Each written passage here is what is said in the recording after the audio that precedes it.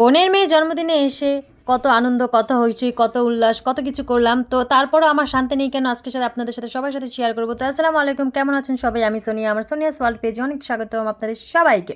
তো এই যে আপুর বাসায় আজকে এসেছি, আজকে দুপুরে এসেছি আমরা। তো আমার হাজব্যান্ড চলে যাবে, তো তাড়াহুড়া করে আমরা 12টা-1টার মধ্যে চলে আসছি। তো আমার হাজব্যান্ড কোথায় চলে যাবে এটাও বলবো ভিডিওর লাস্টে, তো না টেনে পুরোটা ভিডিও দেখুন। আর হ্যাঁ, এখন কিন্তু আপনারা লাইক কমেন্ট একদমই করছেন না। কেন কমেন্ট করছেন না একটু জানতে পারি কি? আর ভিডিও না দেখেই জাস্ট একটু মানে 2-4 সেকেন্ড শুনে তারপরে যে একটা কমেন্ট করে দেন। পুরোটা ভিডিও দেখেন, শুনেন। আর একটা 3 মিনিটের ভিডিও দেখার ধৈর্য আপনার নাই? আচ্ছা যাই হোক, আর এটা আর পুরান কথা না, এটা হচ্ছে মানে নতুন কথা না, পুরান কথা এক কথায়। তো এই যে আমাদের বার্থডে গার্ল চলে এসেছে, আর ওর কেকটা আমি যাওয়ার সময় নিয়ে গিয়েছিলাম। আমি আর আপু আমরা আগের দিন অর্ডার দিয়েছিলাম, আরও 2-3 দিন আগে অর্ডারটা দিয়েছিলাম কেকটা। তো এই যে কেকটা হচ্ছে ওই একটু ক্যাট টাইপের, ম্যাও টাইপের এগুলো পছন্দ করে। আর যেহেতু মেয়ে, ও সবসময় হচ্ছে মানে একটু পিঙ্ক কালার অনেক পছন্দ করে। আর বোনের মেয়ে নিজের মেয়ের মধ্যে কোনো তফাৎ নাই। তো অনেক ভালোবাসি, অনেক আদর করি। তো ওদের সবাইকে নিয়ে হচ্ছে মানে আজকে আমাদের জন্মদিন। এটা হচ্ছে একদম ঘরোয়াভাবে হয়েছে, মানে একদম ঘরোয়া, মানে একদম ঘরোয়া। জাস্ট আমি, আমার বোন আর হচ্ছে এই আশেপাশের একটু আমাদের চেনা জানা, এই আর কি। তাও হচ্ছে কোনো আয়োজন নেই, জাস্ট শুধু কেকটা কেটেছি। তো আপু বিরিয়ানি রান্না করেছিল, দুপুরে আমরা ওগুলোই খেয়েছি। তো এখন হচ্ছে আপনাদেরকে বলি শান্তি নেই কেন। এই যে পিচ্চি কাচাগুলো দেখতেছেন, এগুলো ডিউটি করতে করতে আসলে কোথাও গেলে শান্তি নেই, কোথাও না। মানে বলে না যে হচ্ছে মেয়ে মানুষ মা হওয়ার পরে আর জীবনে কোনো শান্তি নেই, তো আসলেই জীবনের কোনো শান্তি নেই। এদের সেবা করতে করতে দিন শেষ।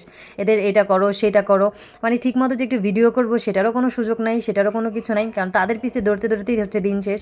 তারপরে আসেন কাজের কথায়। আমার হাজব্যান্ড যেহেতু আজকে গ্রামে চলে যাবে, সে তার হচ্ছে বাবা মার কাছে চলে যাবে, যেহেতু তার অনেক বড় একটা অপারেশন হয়েছে। আমার শ্বশুর শাশুড়ি আসতে পারেনি, তাদের একটু মানে বয়স বেশি, আর হচ্ছে তারা দুজনই একটু অসুস্থ। তো যার জন্য দেখা গেছে তারা আসতে পারে নাই।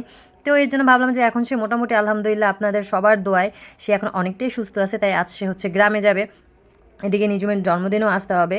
তো জন্মদিন এসে সে হচ্ছে কেক কাটা পর্যন্ত সে থাকতে পারেনি, কারণ তার হচ্ছে গাড়ি ছিল সন্ধ্যে 6টায়। এই জন্য সে হচ্ছে দুপুরে খাওয়া দাওয়া করে 4টার মধ্যে সে বের হয়ে যায়। তো আমরা কেকটা কাটি প্রায় সন্ধ্যার দিকেই আর কি। তো এই যে এদিকে দেখেন কেক নিয়ে বার্থডে গার্ল দুষ্টামি করতেছে। আসলে আমাদের বার্থডে গার্লটা অনেক লাজুক, তার কোনো মানে কেক নিয়ে তার তেমন কোনো ছবিই তুলতে পারিনি, কেক নিয়ে আমরাই ছবি তুলেছি। তার সবসময় সব জন্মদিনে কেক কাটার দায়িত্বটা আমাকেই দেয়, মানে আমার ফ্যামিলির এখানে সবসময় মানে কেক আপু কীভাবে কাটবে বুঝে উঠতে পারে না, বা সবসময় সে বলে যে কেকটা তুই কাট। তো কেকটা সবসময় আমিই কাটি।